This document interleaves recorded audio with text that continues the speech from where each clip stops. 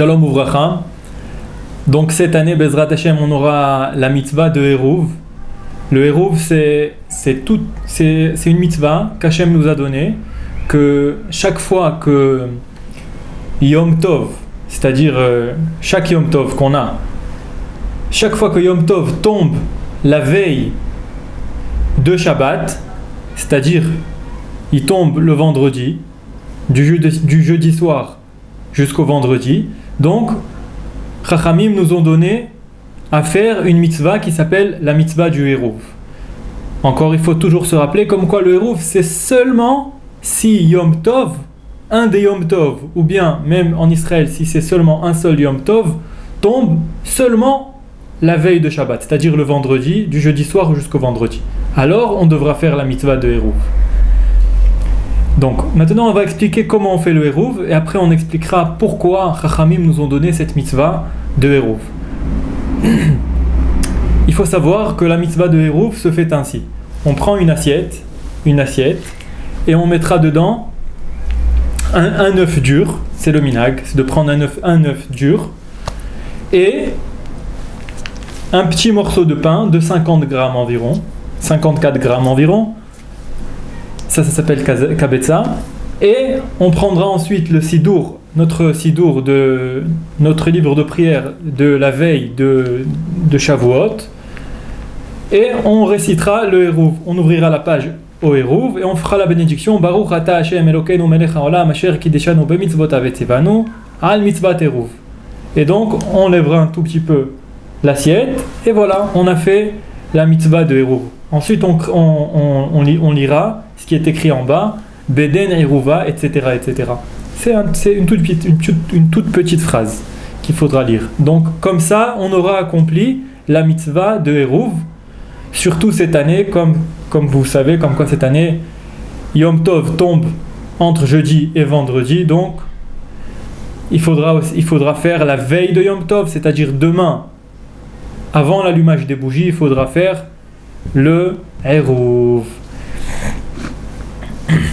Donc, là maintenant on va répondre à la deuxième question qu'on a posée. C'était pourquoi Chachamim nous ont donné cette mitzvah de Eruv, et c'est quoi cette mitzvah de Eruv? Pourquoi Chachamim nous l'ont donné? Il faut savoir que Hashem nous a donné les Yom Tov, les Yamim Tovim. C'est pour qu'on soit à l'aise, on ne réfléchit à rien, on ne pense pas à faire des choses, à faire des travaux, on ne pense à rien, et même faire des choses comme de la cuisine, etc. Bémet, c'est interdit de faire ça à Yom Tov, c'est ainsi pour les Shabbats, les Shabbatot, etc.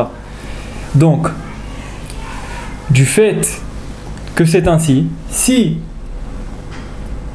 viendrait Yom Tov à tomber la veille de Shabbat, alors comment on va préparer le manger de Shabbat? Autant à l'époque, c'est pas tout le monde qui avait les réfrigérateurs pour garder tout frais. Et même maintenant, quelqu'un qui voudrait faire du pain ou bien cuisiner la veille de Yom Tov, la veille de Shabbat, c'est-à-dire pour Shabbat, ça serait autorisé s'il a fait le Eruv. Donc, il y a deux raisons pour lesquelles Chachamim nous ont obligés de faire le Eruv la veille de Yom Tov. La première raison, c'est qu'étant donné, dans cette année-là où il y aura le Eruv, viendra Shabbat après le Yom Tov. Donc, comment je vais faire pour faire les préparations de Shabbat? Et il faut savoir comme quoi, à Yom Tov, il est interdit de préparer des choses dans le Yom Tov lui-même. Étant donné que tout ce que Hachem nous a donné, tous les Yamim Tovim, tous les jours de fête qu'Hachem nous a donné, c'est pour se reposer. Donc c'est vrai que Shabbat il vient, c'est aussi un Yom Tov. Mais le jour lui-même de Yom Tov, tu devrais aussi te reposer. Et donc, pour la première raison, comment j'aurais pu faire des préparations pour Shabbat? Alors Chachamim, dans la première raison, sont venus nous donner un patent, nous donner une solution. Étant donné que toi, tu vas venir la veille de Yom Tov, et tu vas prendre un œuf et du pain, Ouais. Et tu vas le mettre dans une assiette. Alors, tu as déjà commencé les préparatifs du Shabbat qui vient. Donc, le jour lui-même, le jour même de Yom Tov, quand tu viendras pour préparer le Shabbat, alors il n'y aura aucun problème. Pourquoi? Parce que j'ai déjà commencé la veille de Yom Tov, avant qu'il rentre Yom Tov. J'ai déjà commencé à préparer le Shabbat.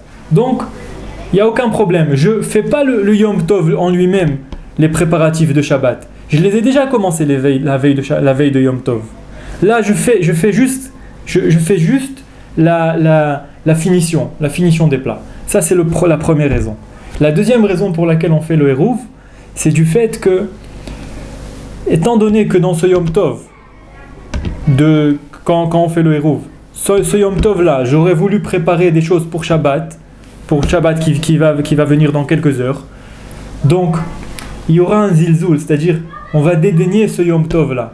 On va dire, c'est-à-dire, il y a Yom Tov, d'accord, mais je vais préparer Shabbat. Shabbat il arrive, il faut le préparer, j'ai rien à faire. Ça sort d'allumer le feu Shabbat, donc je vais allumer le feu maintenant, je vais préparer Shabbat.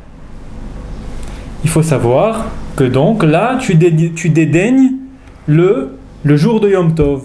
Donc, Chachamim, pour ne pas que tu dédaignes le jour de Yom Tov, alors ils nous ont donné cette mitzvah-là de commencer la veille de Yom Tov, de commencer un plat pour dire que je ne dédaigne pas en toi Yom Tov, étant donné que j'ai déjà commencé la veille de Yom Tov à faire mes préparatifs et je fais que juste une petite finalisation, c'est tout. Donc voilà, ça c'est les deux raisons pour lesquelles on fait le Hérouv chaque année où les Yom Tov tombent la veille de Shabbat. Baruch Adonai, il est en l'âme, amen ve amen. Demain, Bezrat Hashem, on parlera des halachot principales qui aura pour Yom Tov, Bezrat Hashem, pour Shavuot. Baruch Adonai, il est en l'âme, amen ve amen.